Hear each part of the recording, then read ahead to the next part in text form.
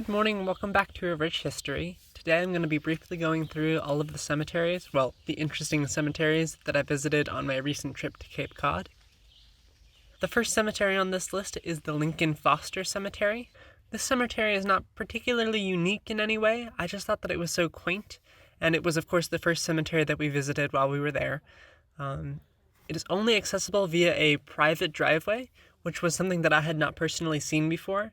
And my family actually spent almost an hour trying to figure it out because we were a little uncomfortable just driving into these folks' driveway. They didn't care though. They were nice. The next cemetery we went to was the Brewster Old Burying Ground. This one was pretty cool. They had these frames around the stones where you could tell people had tried to repair them, but it hadn't worked. As you can tell in this one, the stone had still fallen through and it was unreadable. I think this is also the one where you can see that they had tried to repair it and fill it full of cement. That was pretty cool. And you could just tell how really, really old the stone was. Like with this one of Bethia Atwood, where the stone is just sinking into the ground and it's barely readable anymore. The next cemetery I want to talk about is the Lombard family cemetery. I found out after visiting this one that it was actually a smallpox cemetery, but from way back in the day. Me and my aunt went to this one. It was a little bit of a hike. We got directions from our granduncle, or her uncle, my granduncle. It was way out in the boonies. The directions were a little bit tricky to follow, but they were exactly right, which was incredible, because he lives on the other side of the country. It was really nice. It was just this little fence out in the middle of nowhere, 2 stones. Pretty great.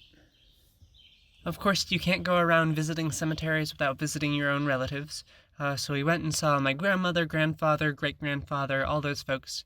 My grandmother, you can see here, it just has this little teeny tiny stone that's set into the ground. It's barely visible.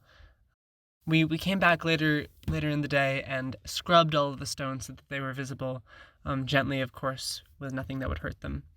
And we found a stone that had a big list of ancestors, of Richard Riches that were ancestors on Cape Cod. That was interesting to see. It would be nice to have actually found the headstones of these folks, but that's okay.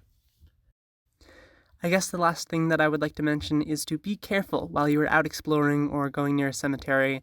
I narrowly avoided getting poison ivy while I was out dumping this bundle of sticks here.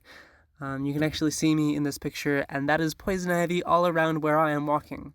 Yet somehow, with some careful showering, I came out unscathed. Thank you for watching.